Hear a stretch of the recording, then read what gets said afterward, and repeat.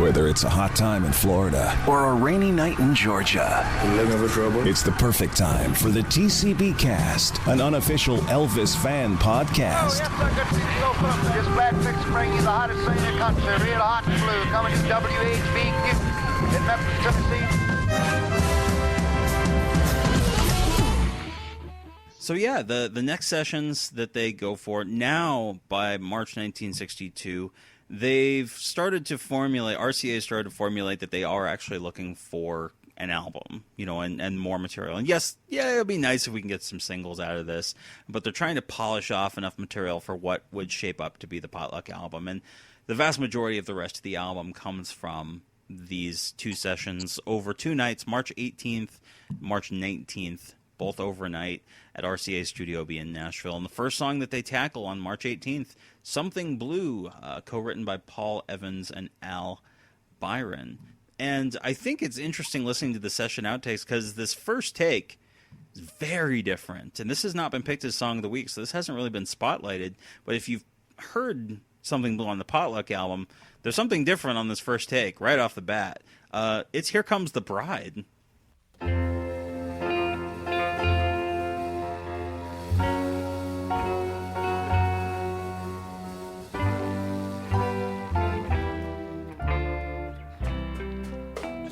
Something old, time's gone by. Something new, these tears I cry.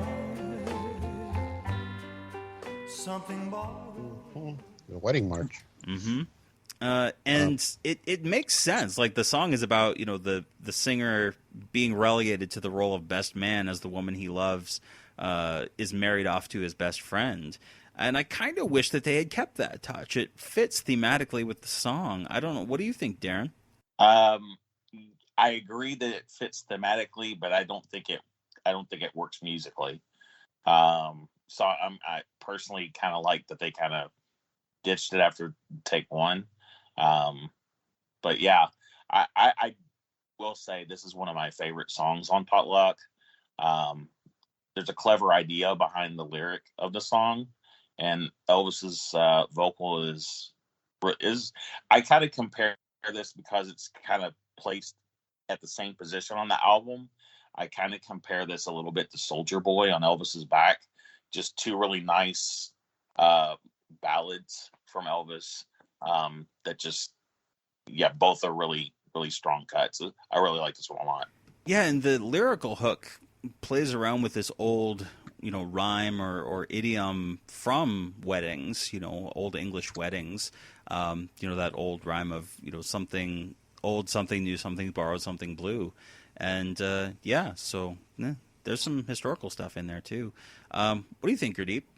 Yeah, I like this track. It's slightly slower than I would like it, but the vocals are great. And the piano in the background, that little tune during the chorus by Floyd Kramer, that's good stuff. Something old, and the vows we made. Something new, the price I paid. Something borrowed, love was tried, but not true. Now my life is something blue.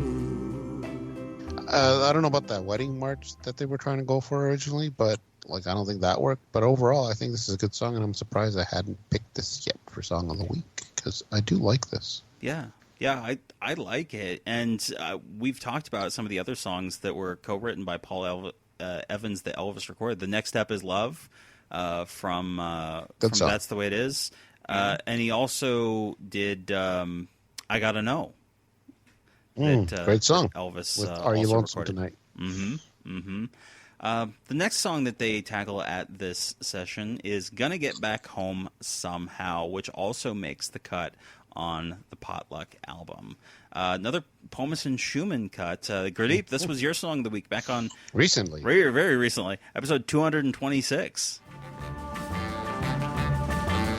Don't nobody tell me baby's been untrue. If she's been unfaithful, don't know what I'll do.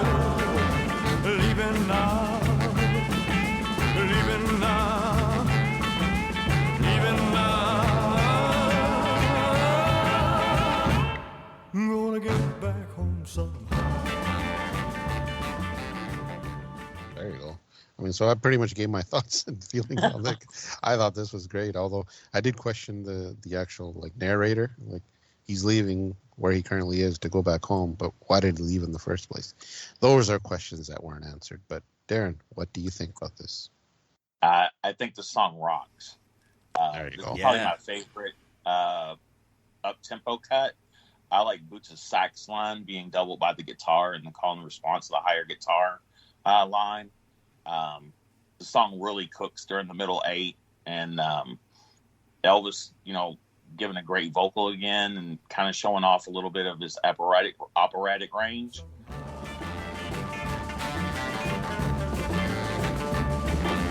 Never thought that I could miss her so. Never thought I could, but now I know. Let the sound of an old train whistle makes me wanna cry.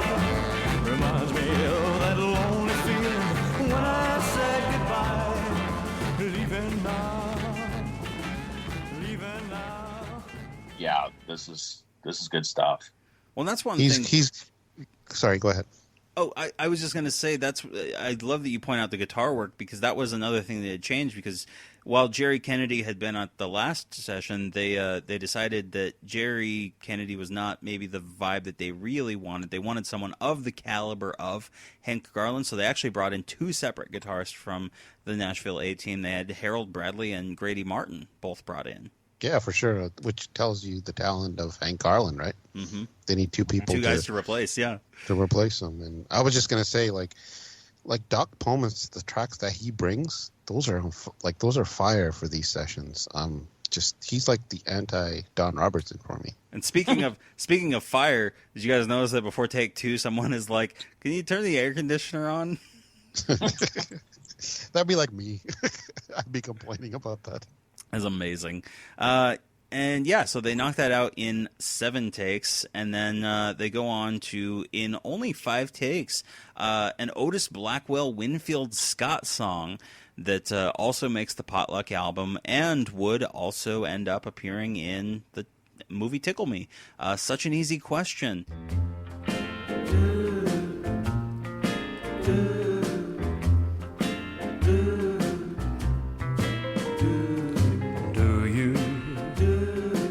Don't you love me?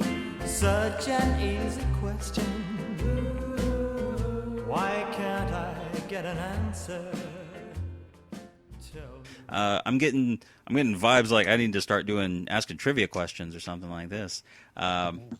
Peaked at number 11 when it was eventually released as a single.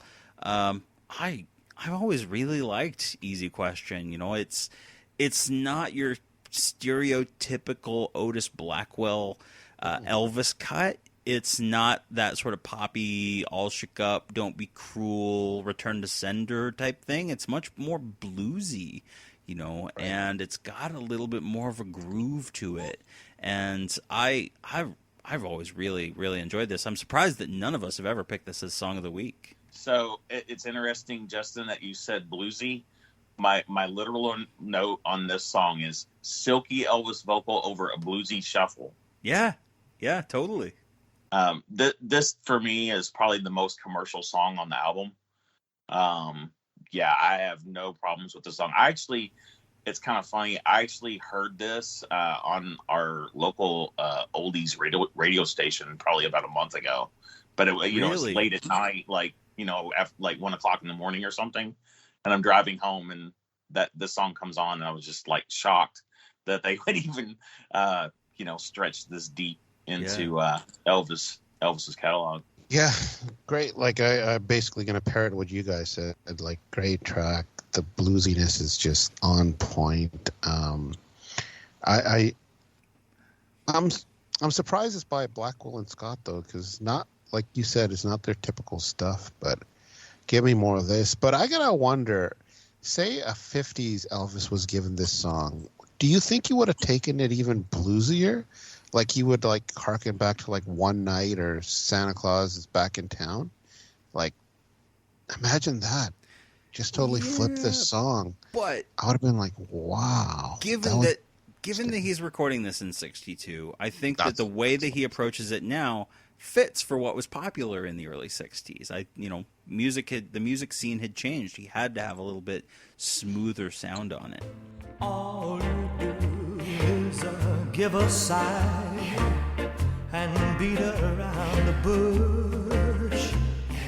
Can it be that you're too shy to give yourself a little push? Can you or can't you? Okay, Vince Everett. What's that voice he's doing on take one? It sounds so familiar, like an It's like an old lady voice or something, yeah. Is it? Okay. I don't I thought know. there's like a cartoon character that sounds like that. Could be. I just couldn't put my finger on it. Losing that attitude of 4,200 feet. Now, if I can just get this big son of a bitch off the ground, well, we're going to take off.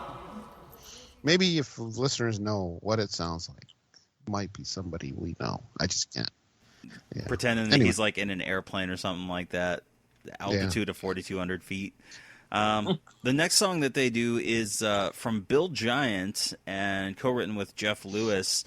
Now, Bill Giant, of course, had done a number of songs and would go on to do more songs for Elvis's movies, but this is one of his non-movie cuts, Fountain of Love. And you can almost tell that like Bill Giant had been carefully paying attention to the type of Latin-flavored pop ballads that Elvis was appreciating and recording, and he was like, I wanted to get some of that action with Elvis. All you hear, my fountain of love, never be blue. Should your will start singing, just come and breathe from my fountain of love. We'll build a new world off on a high mountain. We'll live on our mountain of love. I don't blame Bill Giant and Jeff Lewis for kind of leaning into what Elvis had been recording because, hey, if he was liking it, maybe Elvis could have, made – and this was obviously never issued as a single or anything like that, but you can see why, they would be vying for maybe that sort of position. What do you think, Gurdip? Yeah, I love this track. Like you said, that strong Latin flavor just kicks. In fact, this could have been on the Girls, Girls, Girls soundtrack because it has that feel. Has this ever been picked for Song of the Week? No. Oh, wow. Okay, well, I got to get on that because I really, really like this. I even like the looser versions, the vocals in the earlier takes, but great track. Darin, what do you think? Yeah, I'll agree with you. The kind of looser versions on the earlier takes are good.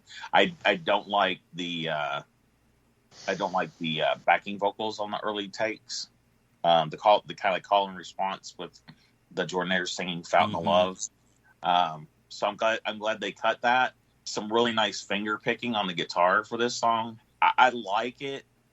For me, it's probably the weakest song on side 2 of Potluck, but that doesn't mean it's not a good song. It just when you're comparing kind of the other songs on side 2, it kind of fails in comparison. That's one thing that we haven't really been talking about is piecing together again the track list that they would eventually come up with. In that side 2, you've got Something Blue leading off the top, and then Suspicion, I Feel I've Known You Forever, Knight Rider, Fountain of Love, and then, as I mentioned, sort of an epilogue that's Someone You'll Never Forget, because Fountain of Love is kind of a high note to go out on, from that perspective. It is, and then you have sort of this chill, like, final track, and I like the pacing of that second half. And like you said, I think in terms of actual songwriting, yeah, it's probably a little weaker. Like, Bill Giant isn't an Aaron Schroeder and Wally Gold. Like, he's just not. But it's okay. It's competent. Yeah, I wouldn't say it's the weakest of that side B, but what do I know? What's the next one? What do you think is the weakest of that side B?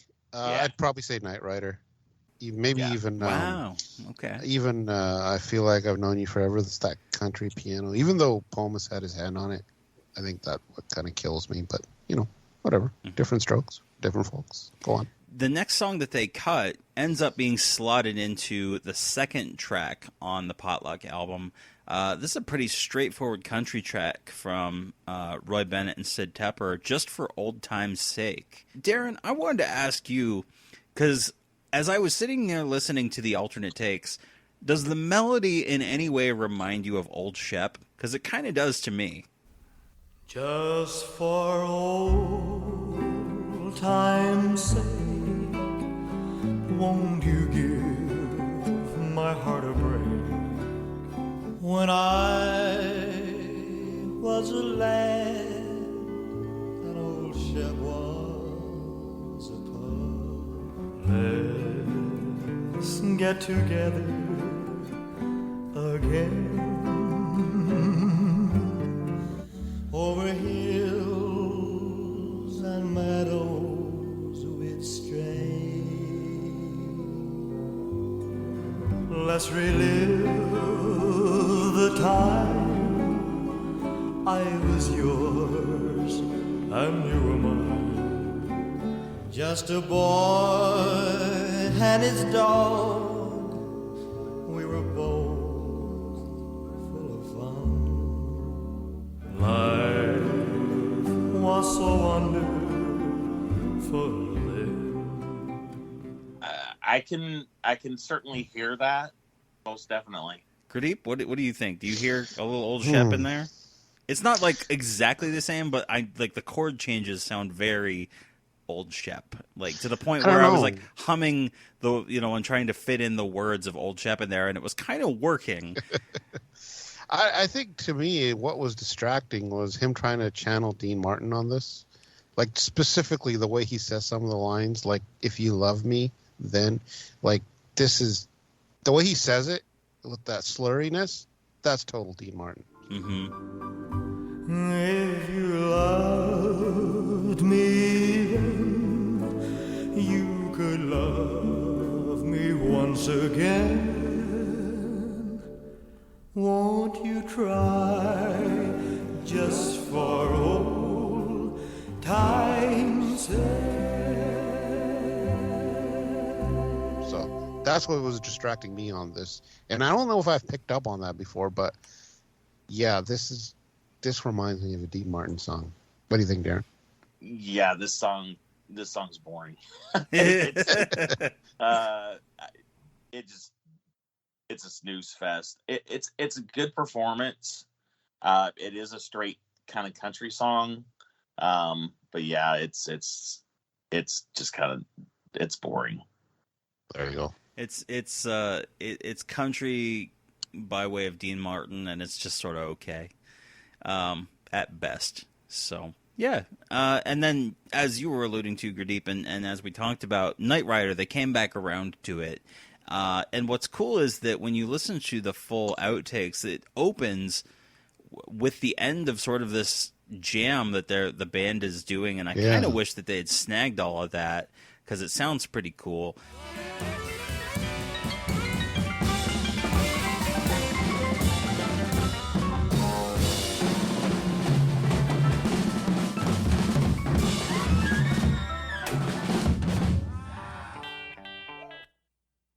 What's that jam from? I have no idea. It's just whatever they were doing in between takes.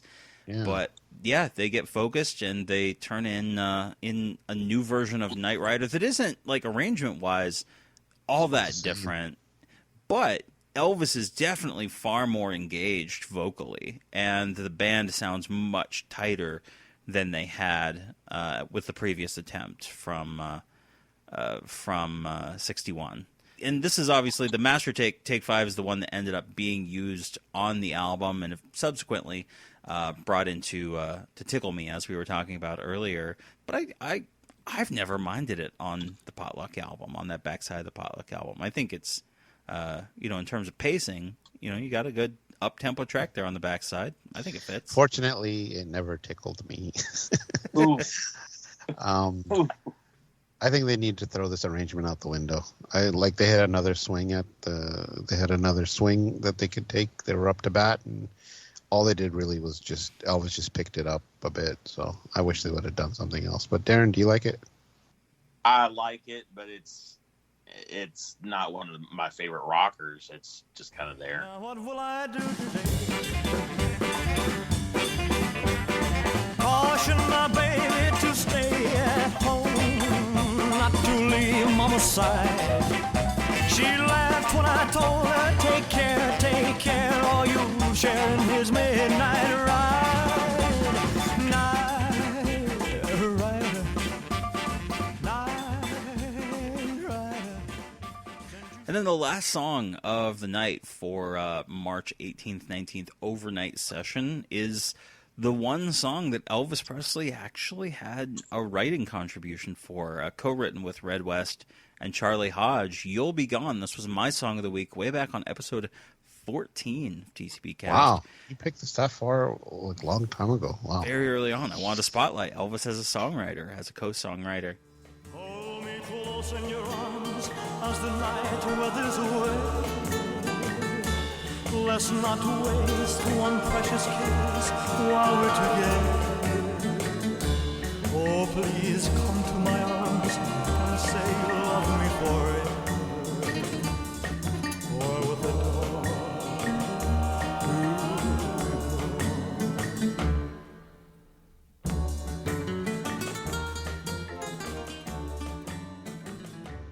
And isn't this the one that Priscilla shit on? Yeah. You did, right? Yeah. That's the way the story is told. Not that crossly, but yeah.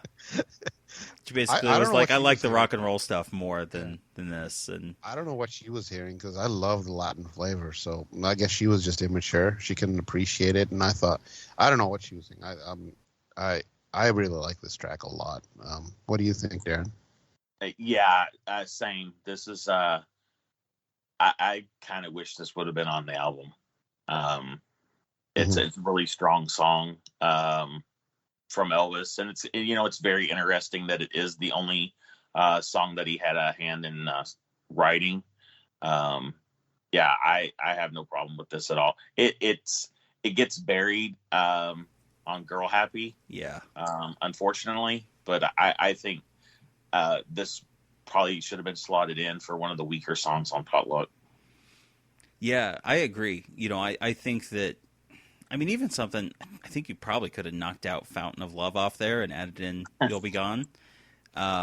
Just to have, to move a song of a similar ilk, to not change the feel of that backside too much. I think you probably could have done that. You want to keep Knight Rider and take off I Fountain do. of Love? I You're would. nuts. But COVID on the brain. You don't know. You're not thinking straight. I do agree that it definitely is underrated and kind of got buried both on the Girl Happy LP and then it was a B-side to do the clam of all things. the dawn, you'll be gone. For with the dawn, you'll be gone.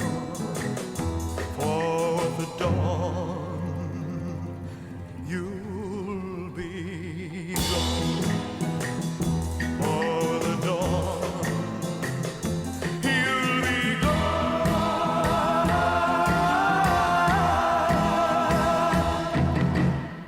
And yeah, that was the end of the first night of the potluck sessions. And the next night they come back in, March 19th, 20th overnight session, and they have only 4 more songs that they cut, 2 of which end up on the potluck album, a couple more that surface elsewhere, one of which is a single. But yeah, the first one is I Feel That I've Known You Forever, which kind of comes in the middle of the backside of the potluck album. This was a Doc Pomus co-write with Alan Jeffries. And what do you guys make of I Feel That I've Known for You? I Feel That I've Known You Forever. This is not one that's been picked as Song of the Week before, so we haven't really had a chance to spotlight or talk about it much in depth. Darin, what do you reckon? It's of the 2 ballads that kind of feature, or well, I guess 3. This is probably the weakest ballad on side 2 of Potluck, but I personally like this song. It's Elvis has a good vocal again. He gets to show off his operatic range again. But yeah, it's a good. I like it personally. I think it's a really good song, really good ballad. Of your face, so rare, beyond compare, I feel that I've known you forever and ever and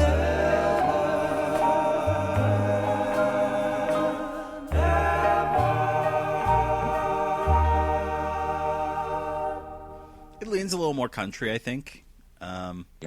Yeah. I can kind of see where I think Gurdip kind of hinted at this. It could kind of veer a little bit into the same territory that Just for Old Time's Sake, and kind of boring. I can kind of see where some people might think it's kind of in the same territory as that, but I think it's a little bit more interesting and a stronger song than that. Yeah, it's got a bit of a slow build, and there is a release to that slow build. And the nice thing about it too is that it's not very long. So like it gets in and it kind of does its thing and it gets out in under 2 minutes. So I can kind of appreciate that it's a very tight song. I feel that I've known you forever.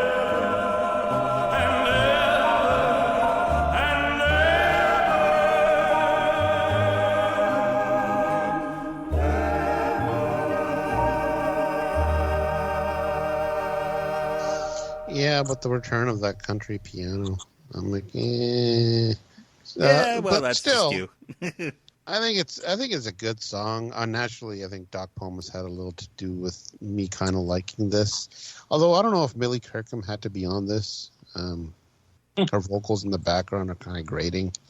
I don't know what it is, but since you pointed out that some of the songs that she's on, like My Wish Came True, I'm like, do we really need her on songs? And so when you like around Christmas time, when you hear Blue Christmas, I'm starting to get annoyed by her vocals. I don't know what it is, but yeah, it's all right. It's not too bad. Well, that's why you just need to listen to that David Tibble version. Oh my God, please! It doesn't have Millie Kirkham on it. Yeah. Well, if you feel that way about Millie Kirkham, then you must have really just been angry at the episode that me and Justin did. Yeah. Just I don't know. She has her place in some songs, especially when she's buried by the Jordanaires. Next. Yeah, so this is the one that we were kind of hinting at earlier with the instrument.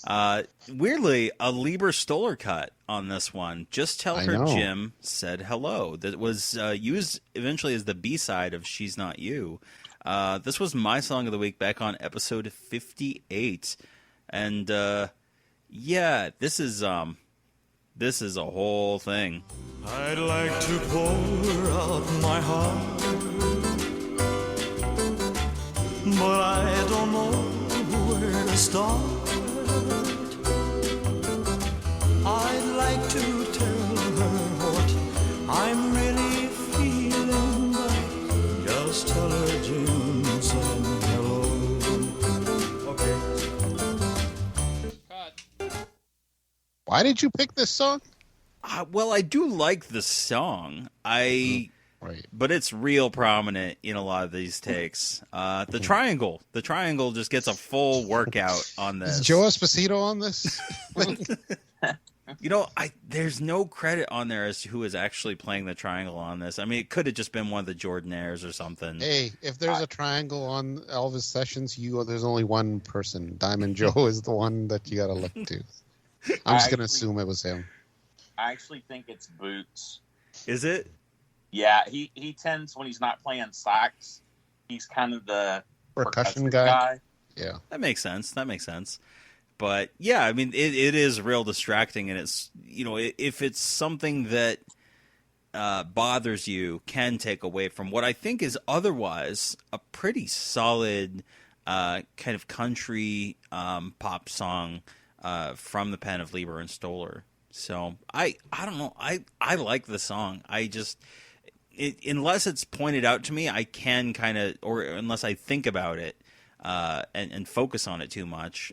If I don't do that, then I can just kind of overlook it. But Yeah, I can understand why some people don't care for it. Just tell her Jim said hello. Just tell her Jim and she'll know. Don't tell her I'm feeling blue. That's just between me and you. Don't say I don't understand how you can overlook it. It's like right there, prominent. You put this song on, that's all I hear is that freaking bell. There's nothing, and I was surprised. Like I didn't really go into it, but I've never been a fan of this song. It's just the lyrics maybe, and I'm surprised that it was written by Lieber and Stoller because usually I love their stuff, but then again, Three Corn Patches anyone. So. To be fair, wasn't one of their stronger songs. Like they were not saving their best stuff for Elvis by this point. Yes, for sure. That's right. Darin, what do you think of it? Just tell her Jim said hello. I do like this song. I think Elvis's vocal on it's very good. And the band is giving a good performance. But yeah, the triangle is very overbearing in the mix. Just tell her Jim said hell no. Oh, that's amazing. To the triangle. Exactly. And then the next one though we've talked about quite a bit in the past. This was Ryan's song of the week back on episode 146. Suspicion. Suspicion torments my heart. Suspicion keeps us apart. Suspicion, why torture me? Every time you call me and tell me we should meet tomorrow, I can't help but think that you're meeting someone else tomorrow. Wow. Do I need to say anything about this track? Like, I consider this another near perfection piece by Elvis. Like this and like Surrender, which for me always go hand in hand for some reason. It's like I can just listen to this on a loop. That's how much I like his vocals, the arrangement, whatever that is. Sounds like a harp to me, but yeah, this is going to be another one of those, his latest flame. Just if I keep going on, I'm just going to be like gushing over and over. So, Darin, what do you think about Suspicion? Well, this may be the episode ender. I like Terry Stafford's version better. Justin, could you escort Darin over there off the show, please? Every time you kiss me, I'm still not certain that you love me. Every time you hold me, I'm still not certain that you care. Though you keep on saying you really, really, really love me. Do you say the same words to someone else when I'm not there? How could you like the Terry Stafford version? Like, what universe could that actually be? Could touch this version? I've never talked to anybody who's actually liked the Stafford version because it's inexplicable to me. But you explain yourself right now. Okay. So, I first off, is it the flute? Is that electric flute that you really love? Keyboard, whatever you call it. I actually do like it on this song. Oh my god! So this look at that. He's having a hard time. Look, time explaining his reasoning. Yeah. So look, I can certainly agree with you that Elvis's vocal is better than Terry Stafford, and Stop that the presses. His version is recorded better than Terry Stafford. So everything about the song so far, Elvis is better. But go on. Okay. So anyway, I think it has a lot to do with the sound of the audio line and the female backing vocals. Like if you had just taken that and imported it into Elvis's version, I would have preferred Elvis's version more. There's something about the sound of it that just works for me. I'm more familiar because listening to oldies radio, I heard the Terry Stafford version well before I ever heard Elvis's version. Well, that explains it. You were familiar with that version before you heard Elvis do it. That makes perfect sense. But looking at it objectively, there's no way you can say that Stafford does anything close to Elvis. It just doesn't make sense. And those female vocalists over the Jordanaires? What? Torments my heart. Suspicion keeps us apart. Suspicion. Why torture me? Suspicion torments my heart. Suspicion keeps us apart. Suspicion. Why torture me?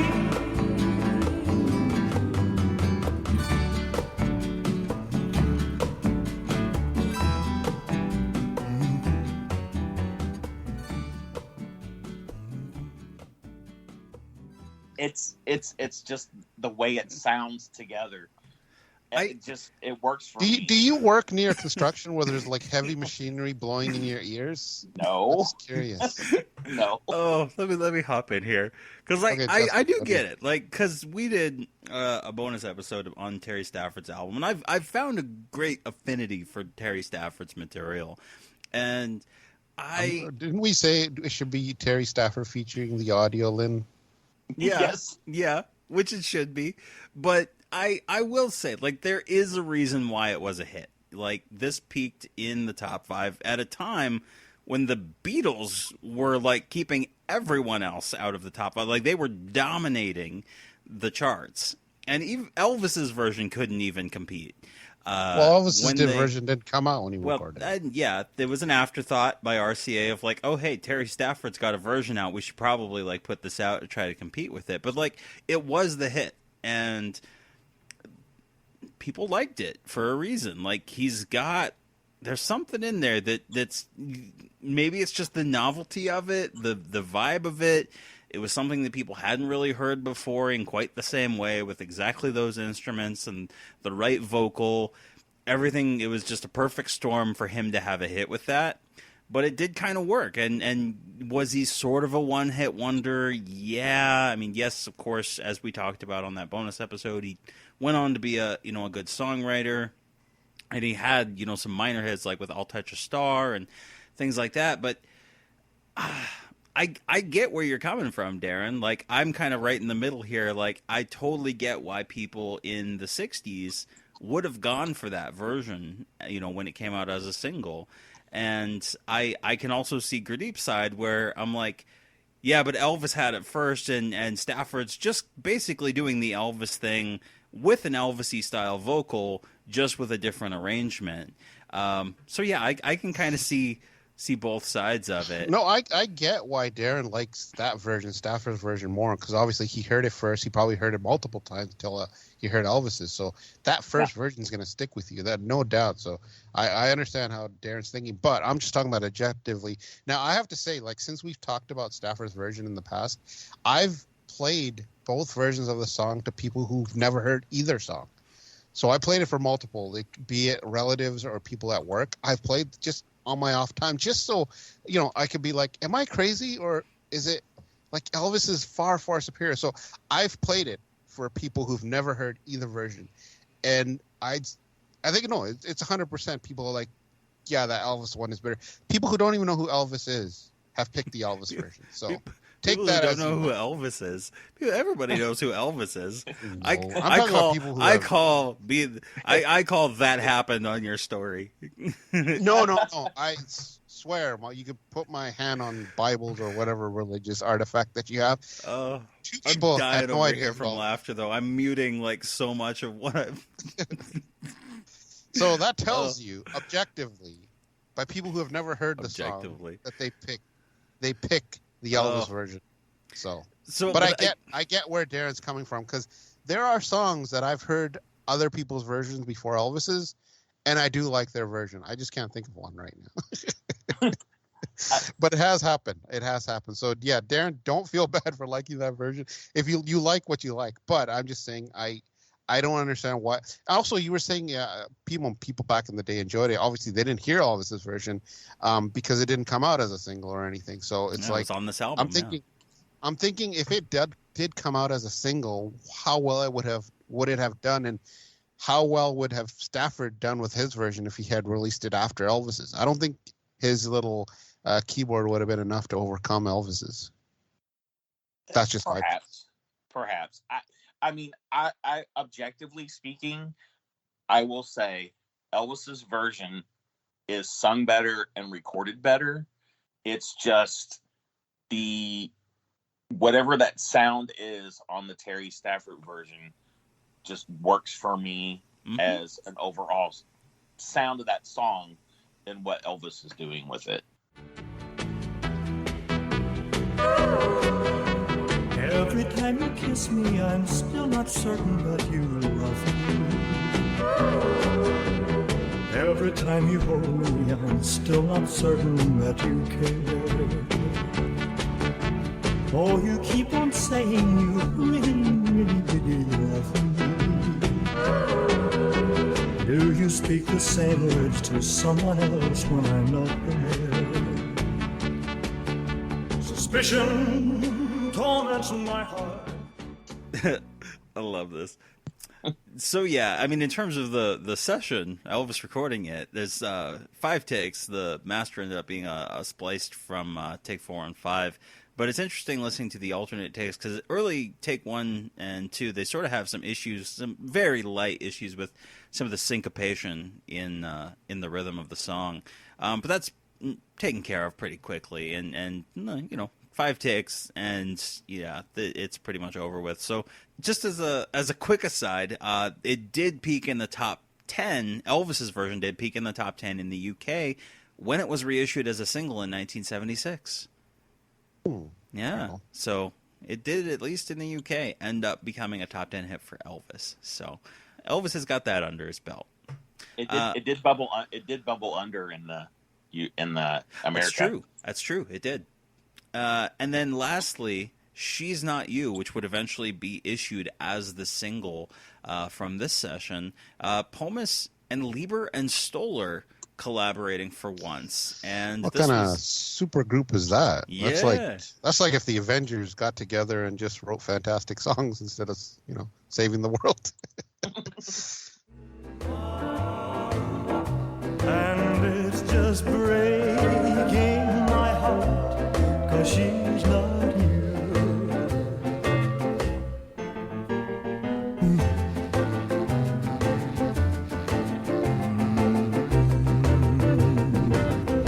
And it's just breaking my heart, 'cause she's not you.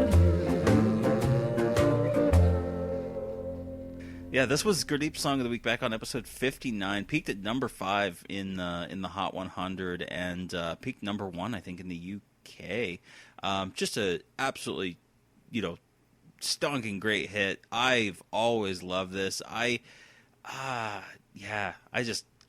There was a point recently, I'm trying to remember, 6 months ago or something like that, but we were talking about She's Not You, and I was actually kind of jealous that you had already picked this as Song of the Week, Gurdip, because I really wanted to pick it again as Song of the Week. When did I pick it? It must have been early. It was early, yeah. It was just at the start of our second year. This is tops for me because just everything about this song I love. The doo-woppy, the shades of doo-wop. Even Elvis gets into it. There's a point where he actually starts providing his own backup, which is great to hear. Darin, what do you think about this? Yeah, this is a really strong single, or really strong A-side, and a good song. And Elvis's vocal is smooth throughout, and I love this. This is good stuff. I don't know. Have either of you heard the Chris Isaak version? Yes, yeah. From I did. Was that Sun? Beyond the Sun? Beyond the Sun. That's right. That's what it was. Yeah, and I remember hearing that when that album dropped in the aughts and liking his version as well. It kind of leans into the rockabilly flavor of the. You don't really hear that on Elvis's version, but when you hear him do it, it's like it works as a rockabilly song. So it's really good stuff.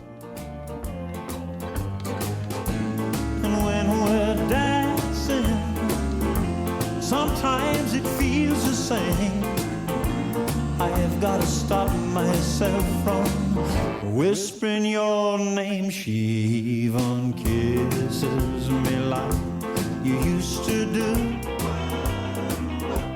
and is just breaking my heart, 'cause she's not you.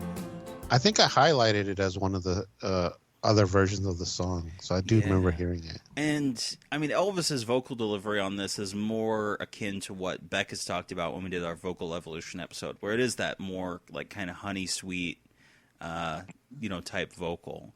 And I think that really works on a song like this, where again, it's 1962, and he doesn't have to rock it out, and it's just showing Elvis as a master of his craft. And they had to do a little bit of they ended up not even needing to use it, but the session closes out with them doing a little bit of some work part type stuff, just kind of working over some bits of the song, but they ended up not needing it. The take 3 was strong enough as it was. Okay, here we go. Where's part 4? And when we're dancing, it almost feels the same. I've gotta stop myself from whispering your name. She even kisses me like... It was a good way to end the session. And eventually, as mentioned, after the single came out and things like that, Potluck kind of got thrown together into its final configuration with a number of songs, again, dating all the way back to Steppin' Out of Line from 1961. The resultant album, I think, would be, in terms of actual content, I think the biggest problem the album has is that it doesn't have a clear artistic statement that it's trying to make. Something for Everybody at least had the concept of, we've got ballads and we've got pop, and trying to, craft a concept around that idea. Potluck didn't have a concept. It didn't have a way to try to make people listen to what the material was, to give it any sort of flow or mindset that they should be in as a listening experience. When was the last time, aside from these doing the research for this, when was the last time that you guys sat down and listened to the Potluck album all the way through, Darin? Probably about a year ago. Okay. Would have been my last kind of listen all the way through it. What about you, Gurdip? Yeah, I can't remember the last time I listened to the whole thing all the way through. I mean, I can't remember, so I'm going to say the 90s. I've heard these songs separately. Yeah, so. And that goes back to, I think, what you said early on when we first started digging into the sessions, Darin, was that it's almost like the album's individual pieces are stronger than the album as a whole, and that, like, individually each song on there, like, it's probably one that someone would like. Our quibbles over, I'm Yours with the organ, or, Night Rider, not being as hard rocking enough or whatever. I think that there's enough on here that people would pick a song that resonated with them, but as a cohesive whole, I just don't think that Potluck has it, and I love that you pointed out, Darin, that it is a grab bag, and it just doesn't have the flow that it needs. And I think that reflected in how sales-wise it did, and critically. It just is largely forgotten. By comparison to what else was coming out, this was a disappointment by comparison, especially when you contrast it with the movie soundtracks, because they put out Blue Hawaii in October 1961, and it absolutely dominated sales-wise. Girls, Girls, Girls, following up in late 62, would sell extremely well. Not as well as Blue Hawaii, but still very well. But Potluck is sort of this stopgap, really, between the soundtrack albums. Yeah. Makes sense that because it was just such a grab bag that I mean, it got forgotten and essentially just kind of collapsed in the wake of Blue Hawaii, much like Elvis's hair on the cover. Yeah. What do you? Any final thoughts, Darin, on the potluck sessions? I have some final thoughts on the album. Yeah, or on the album. Yeah. Yeah. So, I think what really they should have done to improve this is drop the 4 weakest tracks and put his latest Flame Little Sister, Good Luck Charm, and Anything That's Part of You on here, and change the title to Good Luck Charms and fix the cover. And I think you have a much better record. Yeah. Sure. Yeah. I mean, that's another thing too, is that, I mean, Elvis is operating in a landscape where they didn't care about his albums really, you know, and ideally from a modern perspective, that's how you would do it. You would have a lead single or several of your singles on the album, and you just don't have that thing to grab you. And as you were talking about, I think, Gurdip, you know, even just calling it Kiss Me Quick, you know, to at least draw the, you know, to the first song on the album, having that sort of gimmick, but they don't even have that. No. So, yeah, I think the album has suffered reputation-wise for lacking clear direction, but I think that there's still a lot in here that people can appreciate, and certainly the sessions turned out some fantastic material. Agreed. Cool. What else was there for me to do but cry? Would you believe that yesterday this girl was in my arms and swore to me she'd be mine eternally? And Marie's the name of his latest flame. Yeah, Marie's the name of his latest flame. Oh, Marie's the name of his latest flame. So, thank you, Darin, for picking this to have us talk about it. You're welcome. All right, well, shall we head on over to Song of the Week? Let's do it. Here he is, ladies and gentlemen, Mr. Elvis Presley. Well, get out of that kitchen and rattle those pots and pans. What a night. Ooh, what a night it was. It really was such a night. Well, when Monday comes, she's Tuesday. When Tuesday comes, she's Wednesday. Somewhere in the heart of Rome. He talked and talked, and I heard him say, I know that you've been told it's not vanity, it's the edge of reality. All right, Darin, you are up. All right. So for my song of the week, I picked Please Don't Stop Loving Me from Frankie and Johnny.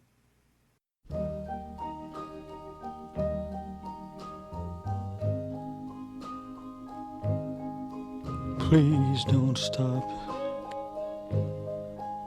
loving me. You were born just to be in my arms, in my arms. It was written by Joy Byers, who started writing a lot of Elvis's movie material in the mid 60s. Well, did she or was it her husband? That is the question that I wonder about. But do you know the only song that he's actually listed as a co-writer on is There Ain't Nothing Like a Song from Speedway? Yeah. So but he said that he just put her name on it, but he really wrote them all. So I don't know. You never know. I don't know. Yeah, he claims I guess he was too embarrassed to be seen writing these Elvis movie songs or whatever. Anyway, the song was adapted from an Italian melody called Non ho l'età per amarti, which English translated means I'm not old enough to love you. And it was written by Mario Panzeri, Nisa, and Giancarlo Colanello. And it was first performed by Gigliola Cinquetti. And it was written for it was in the 1964 San Remo Festival in Italy. And it was the winner of the festival and was allowed to compete in Eurovision and was actually the winner of the 1964 Eurovision Song Contest, and it was the first ever win in Eurovision for Italy. Non ho l'età per amarti, non ho l'età per uscire sola con te e non avrei nulla da dirti. I went back and listened to that original, and I think it's a beautiful performance. There's these sweeping strings and very highly dramatic vocal, and I really liked going back and revisiting that original because I knew that you were going to pick this, and yeah, this was really neat to go back and listen to because as soon as you hear the melody, you're like, oh yeah, this is clearly the same song. Yeah.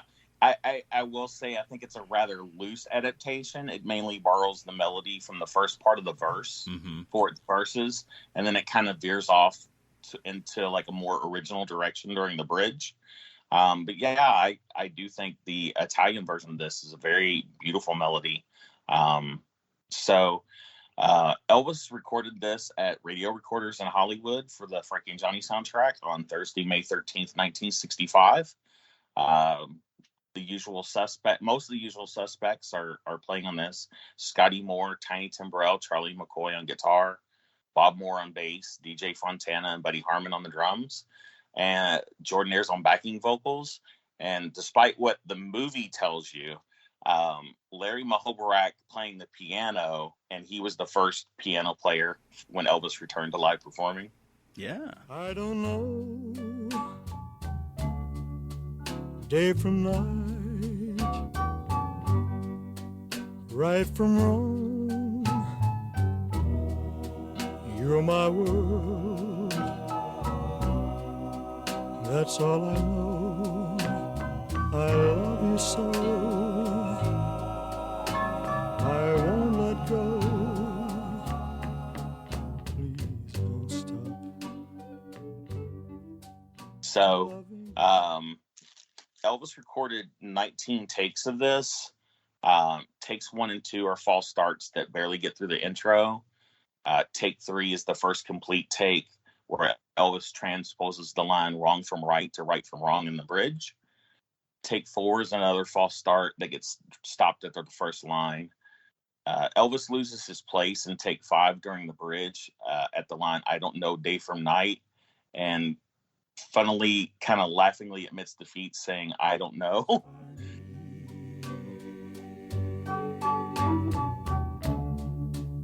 When I'm with you, I don't know. I don't know. That's it. What don't you know? I just don't know. Take 6 breaks down in the bridge again after Elvis transposes the same line, wrong from right to right from wrong. Take 7 is complete, and then they raise the key a half step for take 8 and brighten the tempo a little bit, which I think brings a little more life into the song. Please don't stop loving me. Your lips were made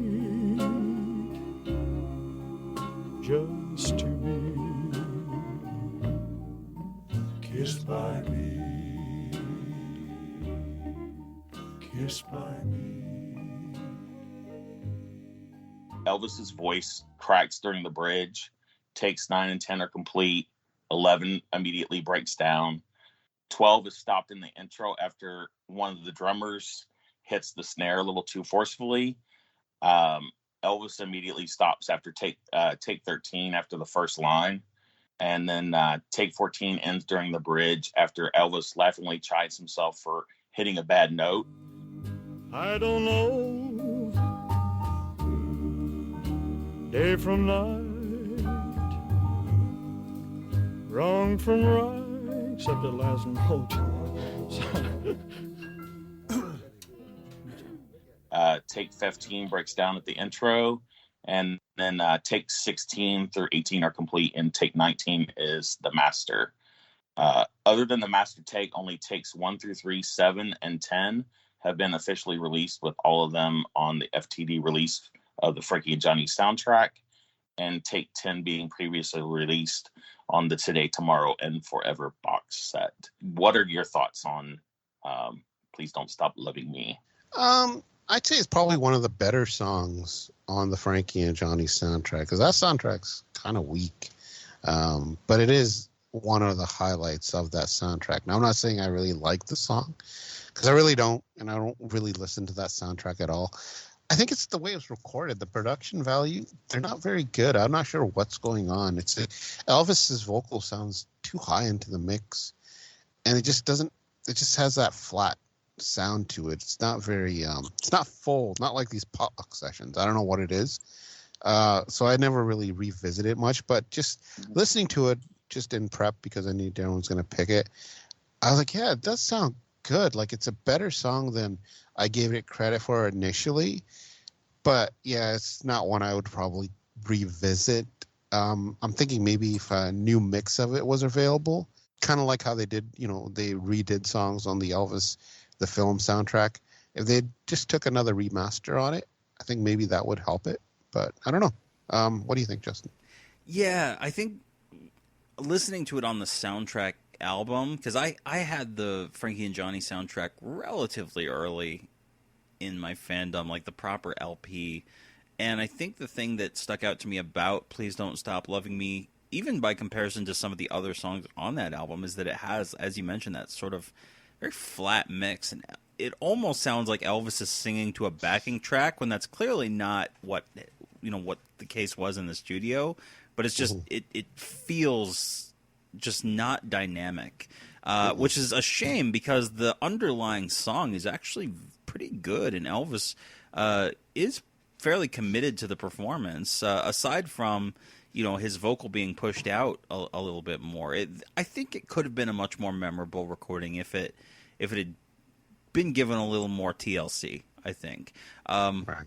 But yeah, I don't mind it on there. It's not one that I think has stuck out to me over the years from the Frankie and Johnny soundtrack, but I will say it's interesting in the context of taking that film as a musical that's trying to showcase the New Orleans the river boat thing of the early 20th century, and that's like the one song that's like really anachronistic in terms of the fact that the melody came from the 60s. It's not this old public domain or sort of show tune type thing like Frankie and Johnny or Petunia the Gardener's Daughter. So yeah, this is definitely, I think, one of the ones that was this issued as a single or no? This was it was the B-side of Frankie and Johnny. It was the B-side. Okay, cool. Yeah. Okay, yeah. Sorry, I'll let you take that end of things, Darin. Yeah. Doesn't it also have that Don Robertson-ish feel to it? A little. Or is it just because I've been listening to his stuff? I think so. I think it's because you've been listening to too much Don Robertson. Okay, there you go. That's it. Go ahead. So this was first released on Tuesday, March 1st, 1966, as the B-side of the Frankie and Johnny 45. The soundtrack album was released on the same day. It debuted on the Billboard Hot 100 the week of March 19th, 1966, and remained on the chart for a total of 8 weeks, where it peaked at number 45 on the week of April 23rd, 1966. The number one song the week that this peaked was You're My Soul and Inspiration by the Righteous Brothers. Great song. And that's your song of the week? Yeah, that's my song of the week. No notable covers. Wow. Well, I guess I'm not surprised. Some Elvis ETAs, but yeah, no notable covers of this. Interesting. No one's pulling up their Frankie and Johnny soundtrack and saying, let me take a crack at this. Darling, you always be my love, my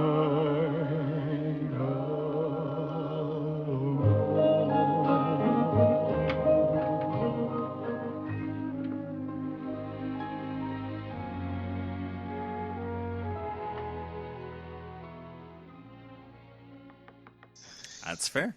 All right, Gurdip, what you got? For my song of the week, I picked Danny, 1958, from the film King Creole, kind of. Danny is my name. Oh, yes. My name should be trouble. My name should be woe. For trouble and heartache is all that I know. But Danny, yes, Danny is my name. So it was written by Fred Wise and Ben Weissman, who we've talked about many times before. They wrote great stuff like Follow That Dream, Crawfish, and Rockahula, but then kind of ruined it by penning Drek like Do the Clam, although I think Justin kind of likes it. Am I correct? I can't remember. Do you like Do the Clam? Yeah, it's okay. Wasn't somebody saying that it was actually good? I can't remember now. Anyway, it's okay. I don't hate it as much as some people do. I think people take issue with the premise of the song more than the melody of the song. Like trying to come up with a new dance craze. Yeah. But I think if you took out the corny lyrics, I think there's something competent in there. Right. Let me ask you: have you ever done the clam? No, I've not done the clam. How about you, Darin? Have you tried doing the clam? No. Okay. A lot of guys do the clam. The song was recorded on February. Oh gosh. Okay. Sorry. Let me just let me compose myself. The song was recorded on February.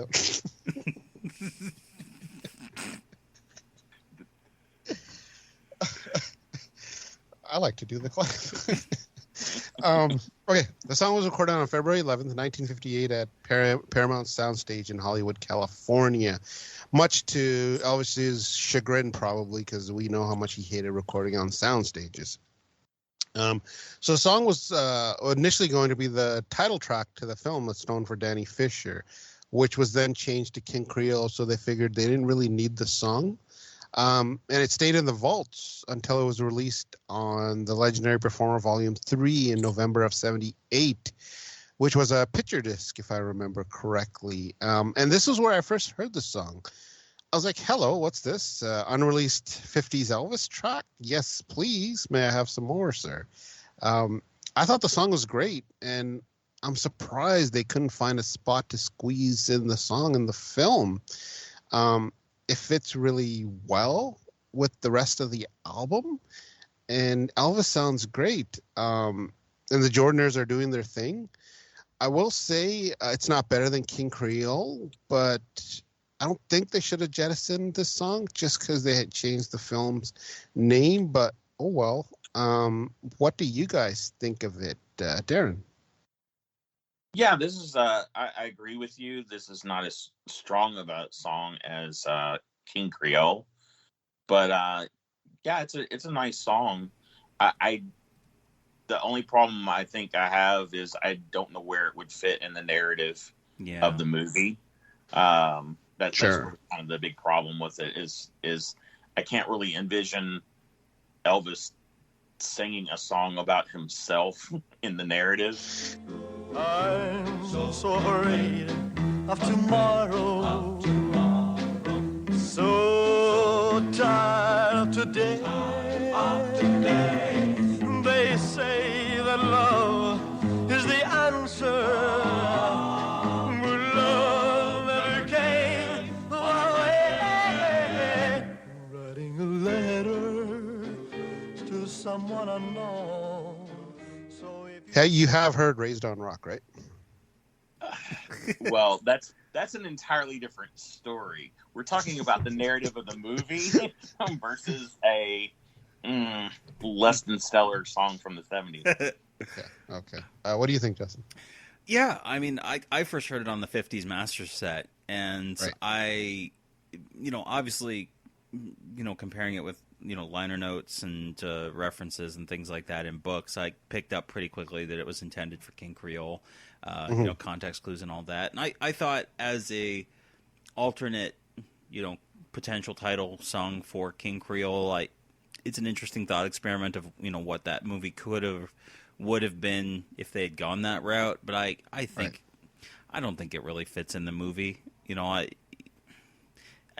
honestly, I'm sure you're going to talk about the demo version, but like I think that has more swagger that is lost in the Elvis version. I think he's taking the character of Danny Fisher within that song as a little more timid than you would even hear in a song like Trouble in the movie. Yeah, and so I don't know. It's maybe not my favorite song recorded for the King Creole soundtrack, and I'm okay that it wasn't included. You think he's sounding timid? I think that's on purpose. Like he's saying, like, oh yeah, it's totally on purpose. Life's been hard for him, so he's Danny. He's just Danny.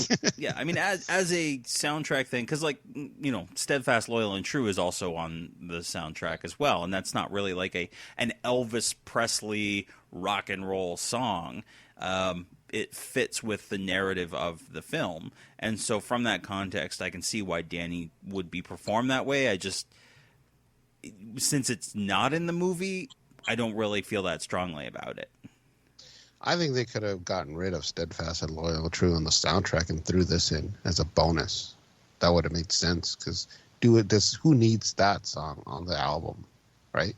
Yeah, well, it is a soundtrack, so. So they did 10 takes, with 10 being the master. None of the other takes are available, so they probably just junked them or trashed them. And they also there was a film version of it with hand clapping on it, overdubbed, but that never came out either. And as you said, there's a demo by Jimmy Breedlove which came out on that King Creole FTD. This is interesting to hear, as it's slower than Elvis's. And even though this is a demo, Breedlove doesn't really sound like he's doing a takeoff of Elvis much. My life has been empty. My heart has been torn. It must have been raining the night I was born.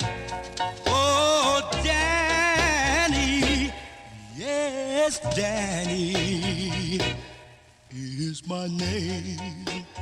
Oh, yes. Darin, did you get a chance to hear this? It's honestly, it's been a long time since I've listened to the Breedlove version. Yeah. Right. But Justin, there, you like it more than Elvis's? I wouldn't say that I like it more than Elvis's. It's instructive, especially on the later versions that came out before Elvis's did. I think that they were maybe working from the same demo. Mm-hmm. Mm-hmm. But you'll get into that. Right. So, oddly, when I first put Danny on by Elvis, I was like, whoa, wait a minute. I've heard this before. And yes, I totally did hear it before, because Conway Twitty recorded it as Lonely Blue Boy in December of 59. And I had a best of Conway Twitty album. So I guess Wise and Weissman were like, well, our song's sitting on the shelf as recorded by Elvis, and they're not going to do anything to it. So let's do something with it. So they dusted it off and rewrote some of the lyrics as Lonely Blue Boy and threw it at Conway's face and said, here, record this, bitch. Make us proud. My name should be trouble. My name should be woe. For trouble and heartache is all that I know. Yes, lonely blue boy is my name. My life has been empty. My heart has been torn. And proud he did, as, it reached number 6 on the Billboard charts. And I don't mind Conway here at all. He's actually doing an Elvis-y style vocal, but there's enough Twitty in there that, it makes you think that he's not just copying Elvis. Now I would love to have Elvis do Lonely Blue Boy and see how that sounds. Conway later released a whole album called Lonely Blue Boy, so he was riding that Danny train for all it was worth. What do you guys think of Lonely Blue Boy? Justin, I know you've heard this. Yeah, and like I was saying, I almost wonder if Conway Twitty is working from, like, yes, the lyrics were rewritten, but did he hear the Jimmy Breedlove demo? Because there's, I think, some bravado in there that carries over to Conway Twitty's more than it did to Elvis's, and it's possible that Twitty, brought that himself, but it seems unlikely to me. You're not going to give Twitty the credit? Nah, but I will say, like, Conway Twitty's definitely pulling in a little more Conrad Birdie in there. Like, he's going a little Elvis-y. So I'm sure. I mean, word I'm sure in the industry was going around that, like, Elvis had done a version of this. I'm sure, within the industry, it was probably no big secret at the time. No. Darin, did you hear Conway's version? Yeah, I've heard Conway's version. It's a good version of that. It's I think his vocal's a little more gritty, and he's definitely drawing on kind of a bluesier Elvis type vocal. Mm-hmm. Yeah, it's definitely, at least when you're listening to Conway's version, you can hear the hit potential that was inherent in the original song. It just kind of didn't translate over into what Elvis was doing with it. Mm-hmm. Now, you said you listened to oldies music. Now, did you hear Conway's version first? No, I heard Elvis. I've been familiar with Elvis's version since it came out on the Legendary Performer in the 80s. Oh, okay. So you knew way before about Danny. Yeah. Cool. So I didn't hear this play. They didn't really play Conway's version on what I was listening to. Right. Okay. And then Ghostie's boy, Cliff Richard, recorded a version of Danny in '59 with his group, The Drifters. So it's interesting. The song, as you said, Justin, must have been known by music insiders, because why else would Cliff have recorded the original version instead of Lonely Blue Boy? But yeah, I mean, it's good. He sounds close to Elvis here. But I think he does a good job, but he's kind of just doing Elvis, so it's not nothing. It's not a stretch for him, but he does his thing. I'm so afraid of tomorrow, and so tired of today. They say that love is the answer. Oh, love never came my way. I'm writing this letter to someone I know. So if you should. And then Marty Wilde, another UK singer, recorded his own version in '59 as the B-side to a single, "A Teenager in Love." He also did Danny, but strangely, this version sounds like Conway's take of the song, except, of course, he kept the original lyrics of Danny, so it's like a weird blend is Marty Wilde's version.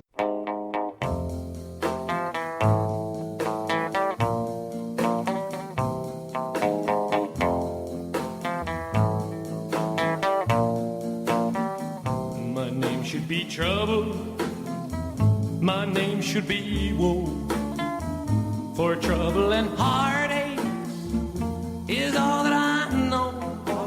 But Danny, oh yes, Danny is my name. But yeah, there's been a bunch of other versions, but nothing really significant. So that's about it for Danny. That's my song of the week. Yeah, I think a lot of rockabilly acts kind of took from Conway Twitty's version more than anything. So Right. yeah. Right. Anyway, so what do you got? Nice. Yeah, lastly, the song of the week, Darin, you actually picked this one out for me. I Want to Be Free from Jailhouse Rock. I look out my window, and what do I see? I see a bird way up in a tree. I want to be free. Oh yes, free. Oh yes, free. I want to be free, like a bird in the tree. Wanna be free. 1957. Written by Jerry Lieber and Mike Stoller. They had a first crack at the song on May 1st, 1957, on the MGM soundstage in Hollywood. There were apparently 4 takes, but nothing has ever surfaced of that.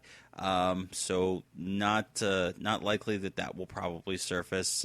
Apparently the tapes were actually discarded. So what we do have, thankfully, are the full session outtakes for what was recorded a couple days later on May 3rd, 1957 at Radio Recorder Studio 1, when they were laying down all the different various versions that they would have, both versions for the movie of the various songs that were recorded, but also for the EP that would come out and various releases of material from Jailhouse Rock.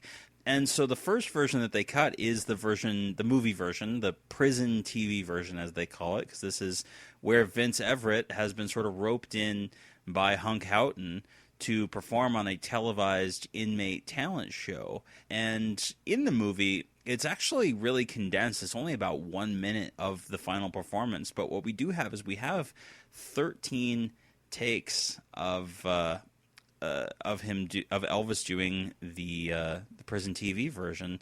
Quite a few false starts. Like right off the top, you can hear him singing a little bit of the song "Banana Boat," where he sings "Deo," which I think was a Harry Belafonte song. Mm-hmm. Yep.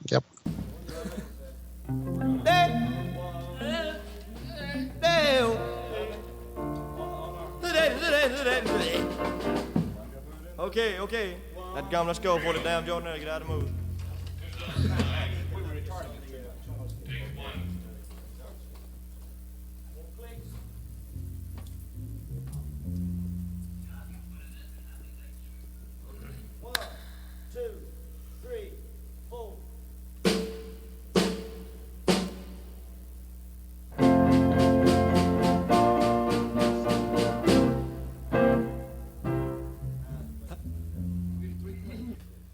And he misses his intro, and take 4 is the first full take, and Elvis is singing, much more plainly than the version that I think most people are familiar with from, the studio master. And that was intentional. They're trying to show Vince Everett as a much more amateurish singer at this point in his career. He's not polished. He's never, been in the studio, and that becomes a critical plot element, when his polished arrangement of "Don't Leave Me Now" gets stolen by another act. Who is that again? Mickey Alba. Mickey Alba. Mickey Alba. Exactly.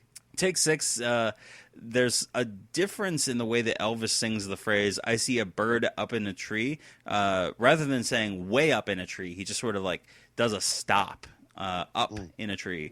I look out my window, and what do I see? I see a bird up in a tree. I want to be free. Oh, yes. Free. Oh, yes. Free. I want to be free like a bird in a tree. Take 7, 8, 9, there's not a whole lot there. False starts. Take 10's a long false start, was partially used for the composite master. Takes 11 and 12 are full takes as well. Take 11 is kind of neat because Elvis starts crooning a little bit more, and you can tell that it's like, oh no, I got to remember that I'm not supposed to do that on this version. There's no joy in my heart, only sorrow, and I'm sad as a man can be. I sit alone in the darkness of my lonely room, and this room is a prison to me. And so he, on take 12, kind of pulls it back to where it needs to be. And the one thing that's missing on the early takes up to take 12 is that at the very end, there's no drum roll up to the end as the Jordanaires sing "Want to Be Free." There's no drum roll, so they finally add that in, and they finally have okay, this is what we actually need for this. I want to be free. Oh yes, free. Oh yes, free.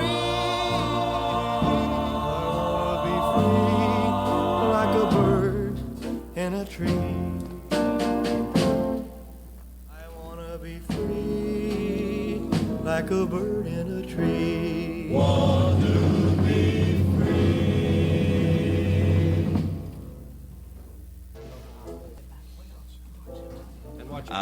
And same with take 13. It's kind of used in pieces for the composite master that would be in the movie. Take 10, 12, and 13. Bits of those would comprise what you actually hear in the movie. And then they turn right around and record the record version of it. And on that version, I found something out that is kind of cool that I haven't heard anyone talk about before. Because at this session, you've basically got Scotty Moore, Bill Black, DJ Fontana, Dudley Brooks is there. But then on this version, Mike Stoller hops on the piano for I Want to Be Free.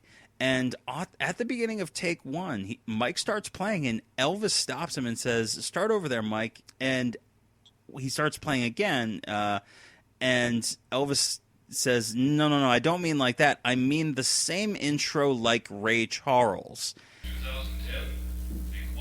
2010, hey, y'all start out over there, Mike. Just like, that intro.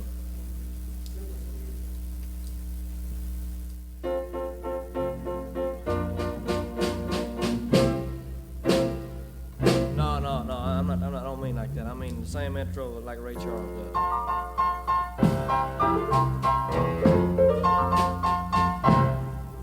There's no joy in my heart, only sorrow.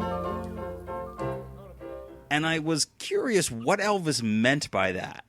And so I actually dug through Ray Charles' recent singles by this point in, before pre-May 1957 to see what Elvis might have been referring to, because Ray's first LP hadn't come out. But then I found Ray Charles' 1956 single, What Would I Do Without You? And if you actually listen to the intro of that, lo and behold, it has that sort of twinkly piano thing that Mike Stoller does on the record version of that.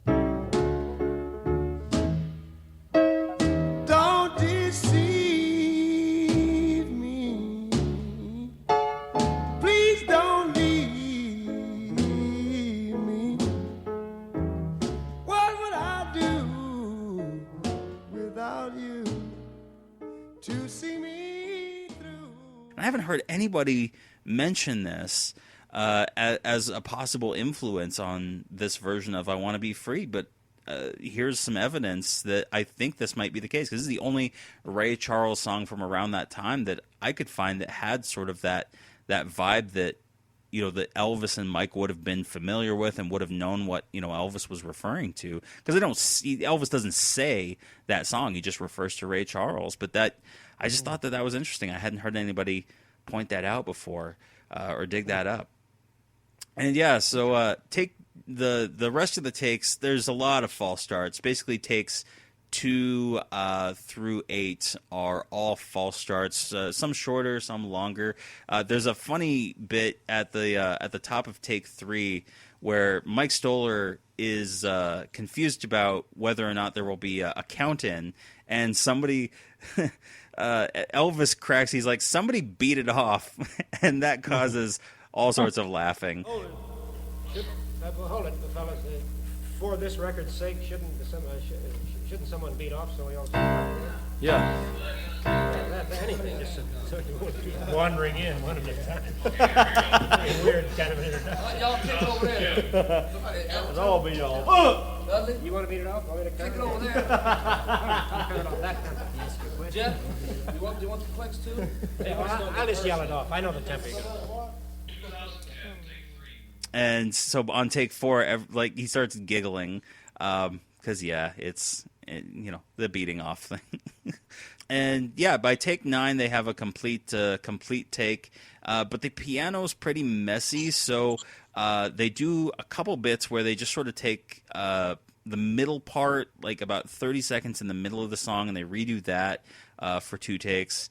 And then on the on the ending, they try to get that to match up to with the Jordanaires, trying to get the ending with the drum roll from DJ Fontana, and on the pickup of Take Two ending, Elvis is giving Gordon a hard time. He's like, Gordon hit a bad note, and you can hear Gordon just go, "Oh no."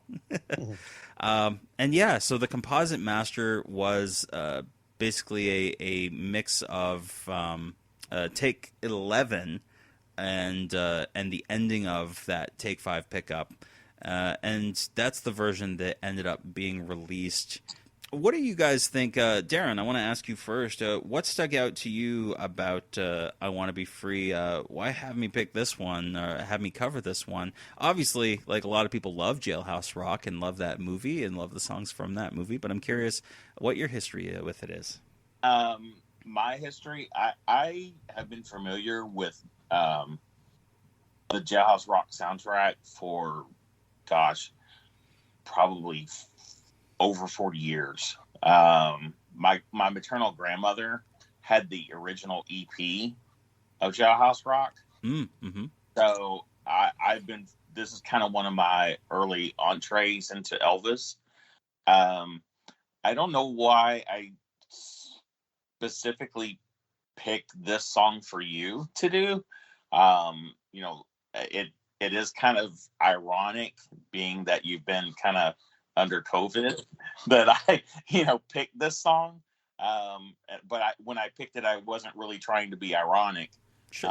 It's just going through the list of songs that hadn't been picked. It's just, kind of the one that I was like, thought might be interesting for us to kind of talk about. Yeah, I like that. Gurdip, what's your history with "I Want to Be Free"? I can't remember the first time I heard this. I must have had it in some kind of compilation, because I do know I heard this early in the 80s, and I know it was on that date with Elvis LP. And then I heard it on in the film as well, but the film version is much different. I do like the studio version, although it seems like Elvis is like straining vocally to hit some of those higher notes, but I think because he did it twice, and I think he kind of overcorrects trying to sing it like a professional as opposed to that earlier version where he's trying to sing like an amateur. I think he kind of overdid it a little. Oh, what good are my eyes? They can't see you, and my arms, they can't hold you so tight. I have two lips that are yearning, but they're no good to me, 'cause I know I can't kiss you tonight. But I still like the song. I've always liked it, and I really like it when he goes into that. I look in my window, and what do I see? I see a bird up in the tree. I do like that sort. But when it starts, he kind of sounds weird, like he's like growling almost. But yeah, I know you're not a big fan of this, right? You've said so in the past, I think. Yeah, so I really like the film version of it, because that was where I first heard it. I first heard it in the movie, and then later on, I heard I think on the 50s box set, I heard the version that came out on that EP in October 1957. And then, of course, much later on, it ended up also appearing on the album A Date with Elvis, because it hadn't appeared on an LP before. So as we talked about, Julius and I, there were two albums kind of holding over while Elvis was in the military, and so they were pulling from these EPs and stuff like that, and singles, and so they brought that back in there, and it took quite a while, I think, before the movie version was actually released on any album or compilation or anything like that. But I tend to agree with what you were saying, Gurdip, and this is one thing that when we did a vocal evolution thing, Beck and I were talking about, she tended to disagree with me that in 57 Elvis kind of overcorrected and tried to go for more bravado and tried to oversing the quote-unquote professional-sounding, performances. And I've just always liked how much more simply he sings that TV version of it. And there's a real earnestness to it that I've always liked.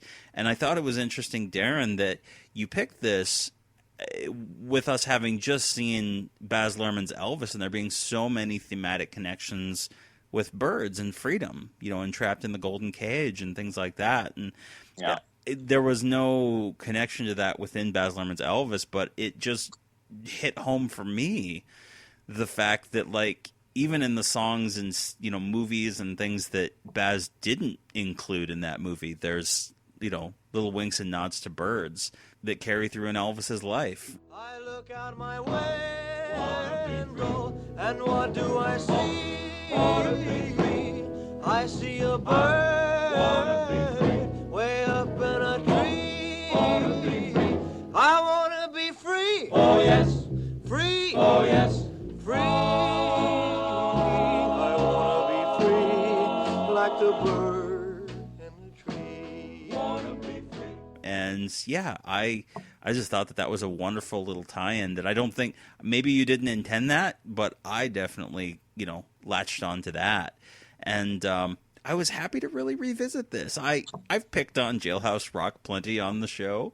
I think that it, as a film, is sometimes overrated in terms of how good of a film it actually is in terms of script or in terms of cinematography, pacing, and things like that. But there's no doubt that the performances are excellent from Elvis and Judy Tyler and Mickey Shaughnessy. And I've always liked this scene in the movie. I wish that they had, included the entire performance. But I'm grateful for what we have. And it was influential because the film, granted, was extremely popular. And so there were a number of covers that came out after Elvis did it. Prominently, in 1960, there was a Mexican group called Los Teen Tops, led by a singer by the name of Enrique Guzman. They did a Spanish-language version, and it's pretty neat to hear. I actually included a snippet of this in the Blue Suede review for Fun in Acapulco, talking about some of the influence that Elvis had on Mexican youth and Mexican early rock and roll. It was kind of neat to hear the influence of that. Me gustaría ser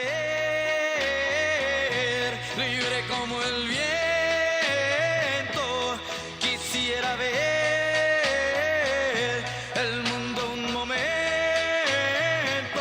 Quiero ser feliz. Sí, sí. Quiero ser feliz y olvidarme de ti.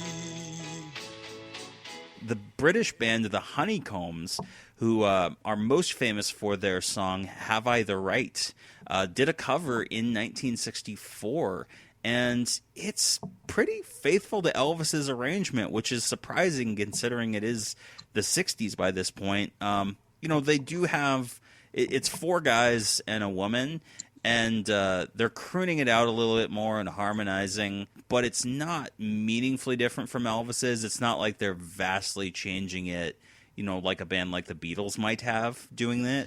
I look out my window, and what do I see? I see a bird way up in a tree. I wanna be free, oh yeah, free, oh yeah, free, and I wanna be free like a bird in a tree. Also, in 1965, there was a Canadian novelty group called Caesar and the Romans, and their gimmick was dressing up in Roman costumes. They did a translated version with new lyrics in French in 1965, which is kind of neat to hear.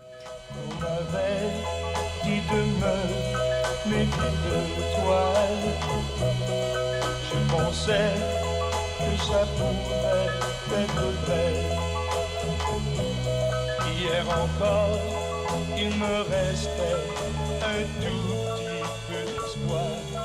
Mais ce soir, il me fallait savoir. Any other thoughts on I Want to Be Free? Well, we have talked off mic about Jailhouse Rock the film a little bit. Yeah. It to me, it is. I'm kind of on the same wavelength as you. I think it's a B picture that's kind of overrated. I mean, don't get me wrong. Their performances are all really good. But it's a movie that's kind of elevated in terms of how it fits into the cultural landscape. Yes. In terms of, versus it being a great movie. On its own merits. Yeah. As far as the song "I Want to Be Free," it's actually my least favorite song from the movie. Yeah, I had really never had a problem with that. I think I've said this in the past, that Jailhouse Rock soundtrack is really strong. Yeah. So it is kind of hard for me to pick the lesser song. Maybe "Don't Leave Me Now." I've never really been too attached to that song, but even then, it's a good song. So. I mean, and really, "Don't Leave Me Now" wasn't even written for Jailhouse Rock. No, because it was on the Loving You LP, so it just kind of got pulled forward into that. Yeah. So, but yeah, so thank you very much, Darin. Thank you so much for coming on and getting to just sit and talk with you, and it's been a ton of fun. Yeah, thank you very much, both of you. And keep playing that Terry Stafford version of Submission. Don't let anyone tell you not to. Although I still think you don't worry about that. I still think you're insane for liking that version more, but do you. It's honestly one of the reasons why this topic is why potluck was our topic of discussion. That specific reason you want to have a discussion about Suspicion. I knew we went far over that song, so I knew that would make for good fodder. So it was amazing. Awesome. It was amazing. Awesome.